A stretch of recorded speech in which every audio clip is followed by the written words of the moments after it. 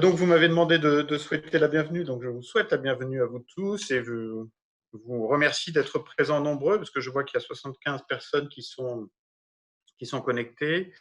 Ça prouve le succès de cette matinée et qu'elle sera certainement d'une grande richesse pour évoquer ce sujet qui est important. Enfin, vous en avez défini le contour et le contexte. Quelques mots néanmoins pour introduire cette matinée.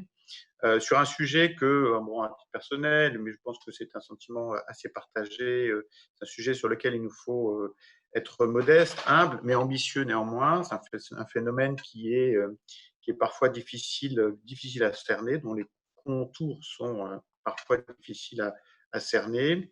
Aujourd'hui, la prostitution chez les jeunes recouvre un certain nombre d'aspects, de manifestations très diverses. On a la prostitution de rue, on a de la prostitution par Internet, la prostitution étudiante, qui émane de réseaux locaux. Et puis, on a aussi une prostitution qui se fait contre de l'argent, mais parfois contre des biens, parfois euh, euh, davantage en faveur d'une évolution sociétale. Tout ça, ce sont des champs qui sont assez complexes, assez variés. Et leur diversité de, comment dirais-je, de formes, comment dirais-je, traduit aussi la diversité des origines et puis des circuits qui les fondent et qui les nourrissent. Et puis c'est difficile également à quantifier, donc là aussi il y a un travail d'analyse à effectuer pour permettre de mieux cerner les filières et puis ce qui soutient parfois ces dispositifs, ces systèmes de prostitution, sachant qu'il y a bien sûr derrière eux souvent des réseaux criminels, disons-le.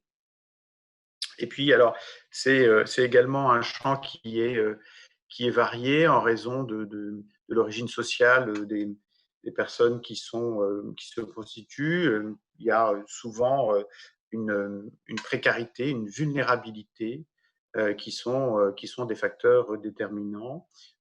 Et souvent, ces faits sont accompagnés de violences graves qui entraînent des séquelles psychologiques et physiologiques très importantes.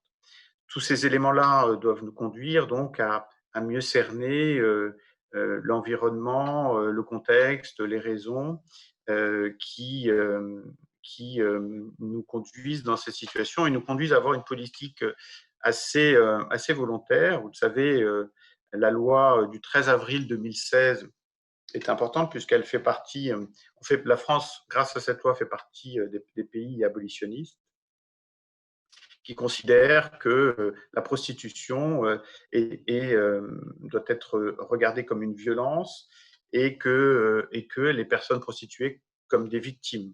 Cette, cette loi de 2016 a inversé le poids du regard qui est porté sur ces phénomènes en faisant porter sur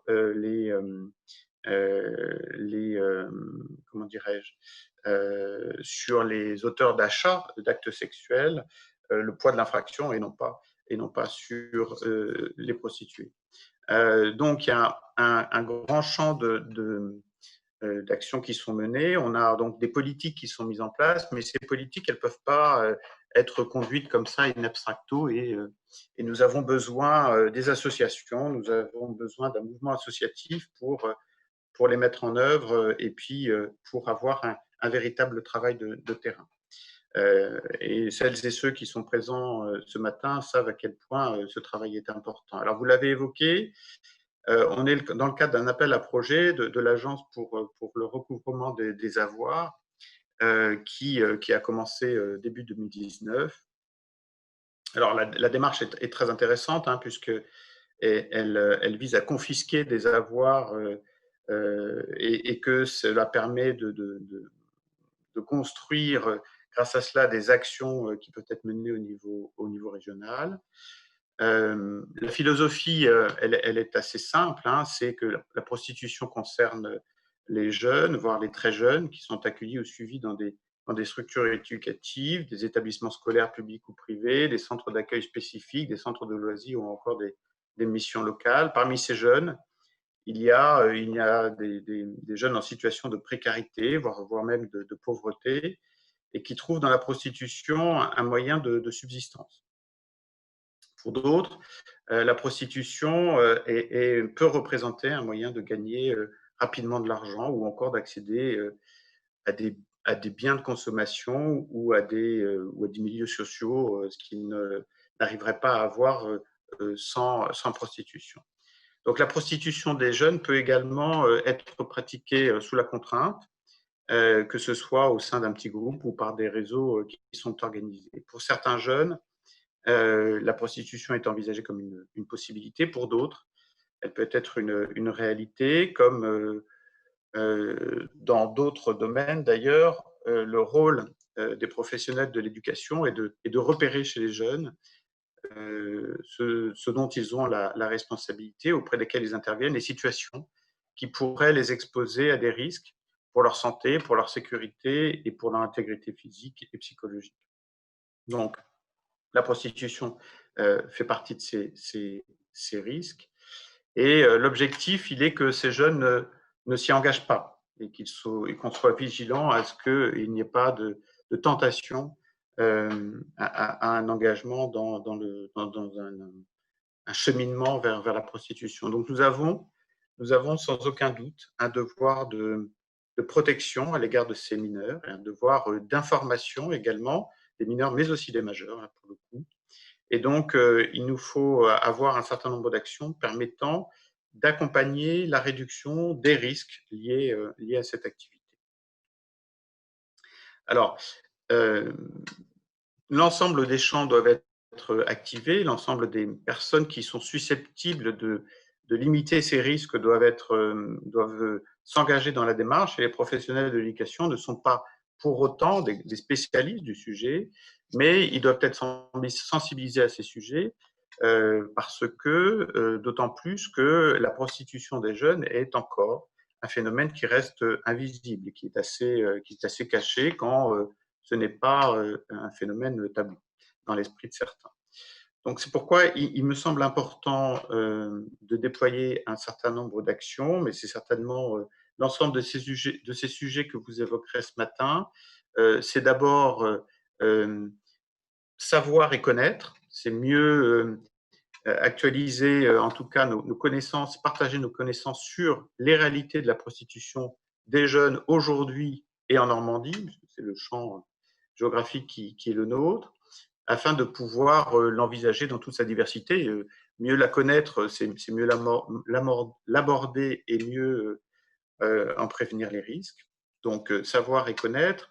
Deuxièmement, c'est aussi partager nos connaissances. C'est faire en sorte que tout ce que nous allons mieux cerner nous permettra de nous rendre plus forts, de nous rendre plus compétents sur ce sujet qui, encore une fois, je le répète, est un sujet particulièrement sensible et sur lequel il nous faut agir en toute connaissance de cause, c'est-à-dire en en cernant mieux les contours.